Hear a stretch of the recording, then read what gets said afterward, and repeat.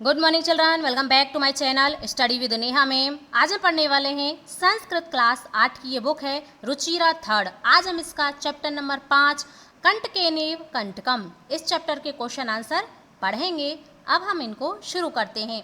सबसे पहले question number 1, एक पदेन उत्तरम लिखत। हमको इन प्रश्नों के उत्तर एक शब्द में देने हैं।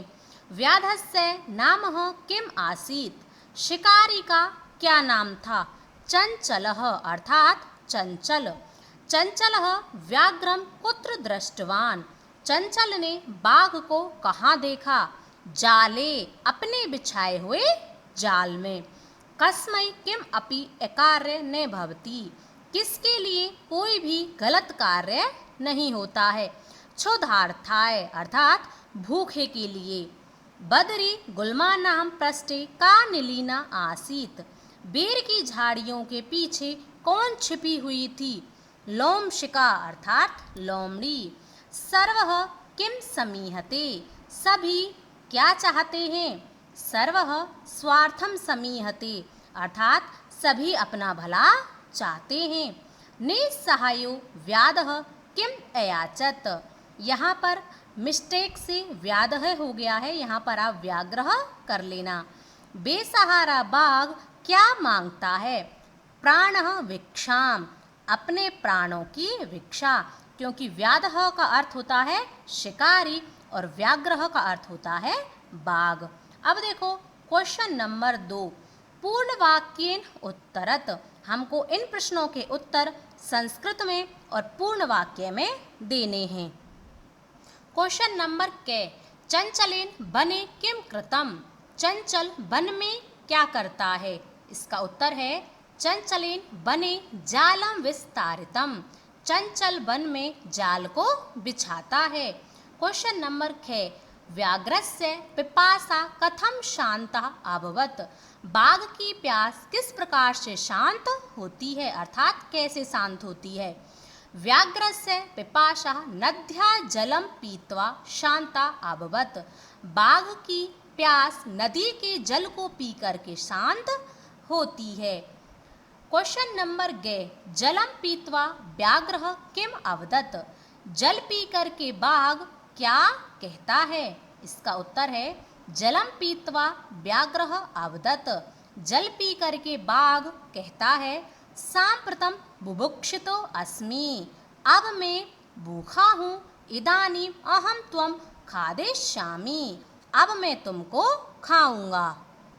क्वेश्चन नंबर घ, चंचलः मात्र स्वसः इति काम संबोधित वान, चंचल मोसी इस प्रकार से किसको संबोधित करता है।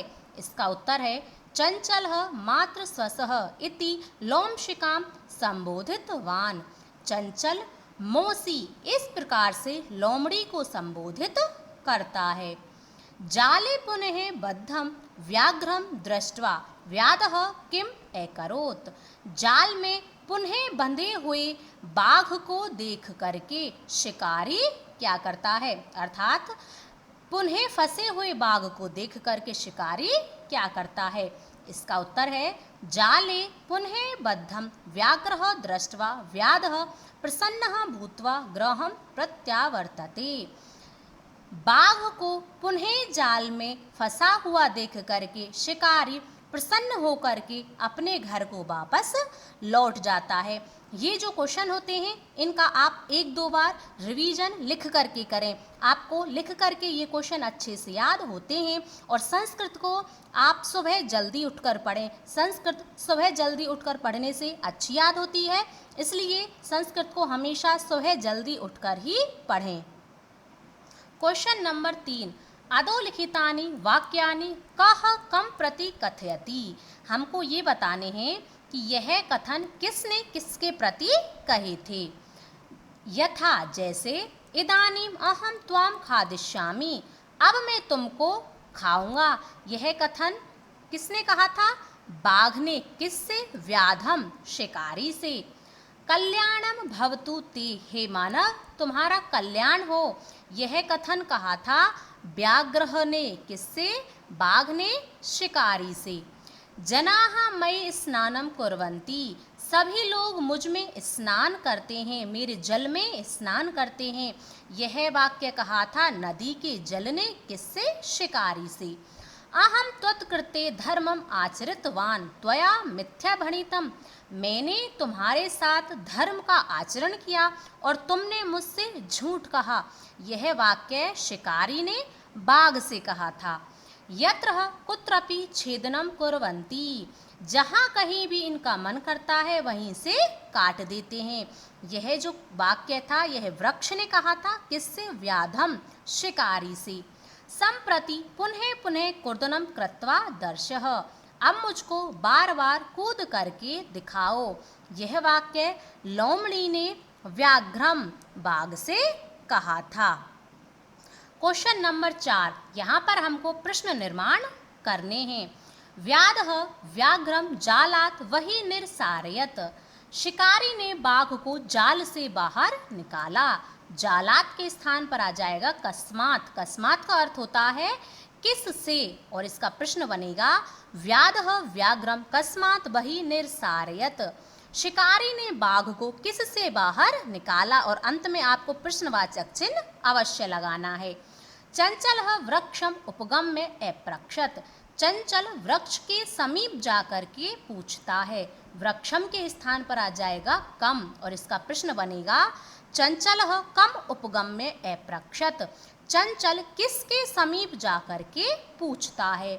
व्याघ्र लोम शिखायै निखिलाम कथाम निवेदयत, यहाँ पर वाई मिस्टेक व्याघ्र हो गया है, यहाँ पर आप व्याधः कर लेना। शिकारी किसके लिए अपनी सारी कथा को सुनाता है। यह पूरी कहानी किसने सुनाई थी? शिकारी ने। किसको? लोमड़ी को। ठीक है, यहाँ पर आप व्याघ्र कर लेना, शिकारी आ जाएगा। ठीक है। मानवः वृक्षाणां छायां विरमन्ति, मानव वृक्षों की छाया में आराम करते हैं। तो वृक्षाणाम के स्थान पर आ जाएगा केशाम, किनकी, और इसका प्रश्न बनेगा मानवः केशाम छायायां विरमन्ति, मानव किनकी छाया में आराम करते हैं। व्याघ्र नद्या जलेन व्याधस्य पिपाशः अशम्यत, यहाँ पर आएगा व्याधः और यहाँ पर आएगा व्याघ्रः। ठीक है, यहाँ पर वाई मिस्टेक उल्टा लिख गया है। शिकारी ने किसके द्वारा जल से बाघ की प्यास को शांत किया। बाघ शिकारी ने किसके जल से बाघ की प्यास को शांत किया। ठीक है, यहाँ पर आपको व्याधः कर लेना है और यहाँ पर व्याघ्र कर लेना है।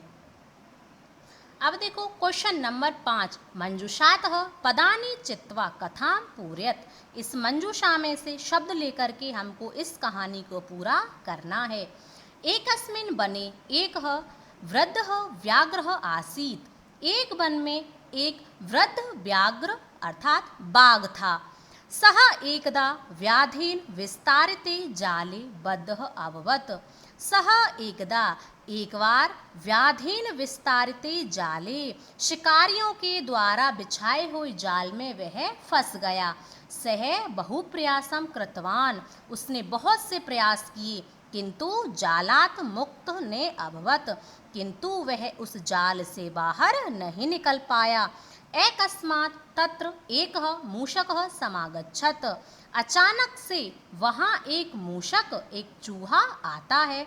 बद्धं व्याघ्रं दृष्ट्वा सः तम अवदत्, बंधे हुए फंसे हुए बाघ को देख करके सः तम अवदत्, वह उस बाघ से कहता है अहो भवान जाले बद्धः, अरे आप इस जाल में फंस गए। अहम त्वाम मोचयितुम इच्छामि, मैं तुमको यहाँ से छुड़ाना चाहता हूँ। एतत् श्रुत्वा व्याघ्रः साट्टासम अवदत्, ऐसा सुनकर के बाघ हंसते हुए बोला अरे त्वम क्षुद्रः जीवः मम साहाय्यं करिष्यसि, तुम छोटे जीव मेरी क्या सहायता करोगे। यदि त्वं मां मोचिष्यसि तरहि अहम त्वाम न हनिष्यामि, यदि तुम मुझे छुड़ा दोगे तो मैं तुमको कोई हानि नहीं पहुंचाऊंगा। मूषकः स्वकीये लघुदन्तै तज्जालस्य कर्तनं कृत्वा तम व्याघ्रं वही कृतवान्, चूहे ने अपने छोटे छोटे दांतों से उस जाल को कुतर दिया, काट दिया और उस बाघ को उससे बाहर निकाल दिया। क्वेश्चन नंबर 6, यथा निर्देश उत्तरम। हमको निर्देशों के अनुसार इनका आंसर देना है। सह लोमशिकायै सर्वां कथां निवेदयत्। वह लोमड़ी को सारी कहानी सुनाता है। अस्मिन् वाक्ये विशेषण पदम किम। हमको इसमें विशेषण पद बताना है। विशेषण वे शब्द होते हैं जो किसी शब्द की विशेषता बताते हैं और यहाँ पर विशेषण शब्द है सर्वाम। अहम त्वत्कृते धर्मम आचरितवान। अत्र अहम इति सर्वनाम पदम कस्मै प्रयुक्तम। मैंने तुम्हारे साथ धर्म का आचरण किया। यहाँ पर हमको सर्वनाम पद बताना है। आपको यह पता होना चाहिए कि सर्वनाम किसे कहते हैं। वे शब्द जो संज्ञा के स्थान पर प्रयुक्त किए जाते हैं उनको हम सर्वनाम कहते हैं। और यहाँ पर व्याधाय शिकारी के लिए यह जो अहम शब्द है यह प्रयुक्त हुआ है। सर्वः स्वार्थः समीहते। अस्मिन् वाक्ये कर्तृपदम किम। हमको इस वाक्य में कर्ता चुनना है। तो इस वाक्य का कर्ता है सर्वः। सा सहसा चंचलम उपसृत्य कथयति। वह अचानक से चंचल के पास जाकर के कहता है। वाक्यात एकम अव्यय पदम चित्वा लिखत। हमको इस वाक्य में से अव्यय शब्द चुन करके लिखना है और इसमें अव्यय शब्द है सहसा। का वार्ता माम अपि विज्ञाप्य। क्या बात है मुझको भी बताओ। अस्मिन् वाक्ये क्रियापदम किम। इस शब्द में हमको क्रिया बतानी है कि इसमें क्रिया कौन है। क्रियापदम पद परिचयम अपि लिखत। और क्रिया का हमको पद परिचय भी लिखना है।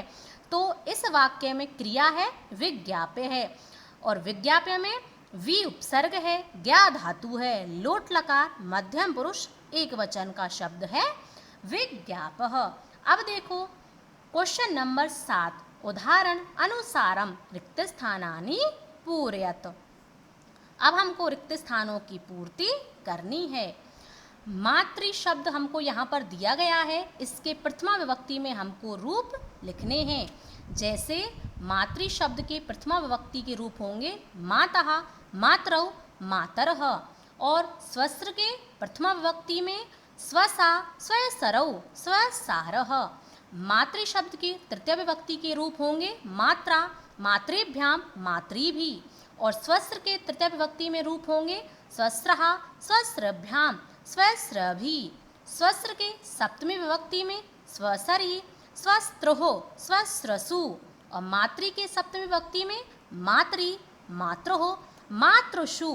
स्वस्त्र के षष्ठी विभक्ति में रूप होंगे स्वसु, स्वस्त्रोः, स्वस्त्रीणाम।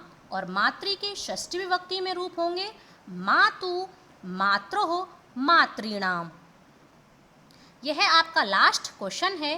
धातुम प्रत्ययम च लिखत। यहाँ पर हमको इन शब्दों में से धातु और प्रत्यय अलग करके लिखने हैं। इन शब्दों में गंतुम, इसमें तुमुन प्रत्यय है। तुमुन प्रत्यय का हम अर्थ लेते हैं के लिए में। जैसे गंतुम जाने के लिए, इसमें गम धातु है, तुमुन प्रत्यय है। द्रष्टुम, इसमें द्रष्ट धातु, तुमुन प्रत्यय, द्रष्टुम देखने के लिए। करणीयम, क्री धातु, अनियर प्रत्यय। पातुम पाने के लिए, पा धातु, तुमुन प्रत्यय। खादितुम, खाद धातु, तुमुन प्रत्यय, खाने के लिए। कृत्वा, करके, हम कत्वा प्रत्यय का अर्थ करके के रूप में लेते हैं और इसमें क्री धातु है कत्वा प्रत्यय और इसका अर्थ होता है कृत्वा, करके। यदि आपको प्रत्यय नहीं आते हैं तो मैंने प्रत्यय की बहुत ही सरल वीडियो बना करके चैनल पर अपलोड की हुई है, आप चैनल पर जा करके देख सकते हैं। ये थे आपके चैप्टर 5 के क्वेश्चन आंसर। मैंने आपको बहुत ही अच्छे से करा दिए हैं। यदि पढ़ाने का तरीका पसंद आए, वीडियो अच्छी लगे तो वीडियो को लाइक, शेयर और चैनल को सब्सक्राइब अवश्य कर लें और 1-2 बार इनका रिवीजन अवश्य करें। अब हम मिलेंगे नेक्स्ट वीडियो में, तब तक के लिए धन्यवाद।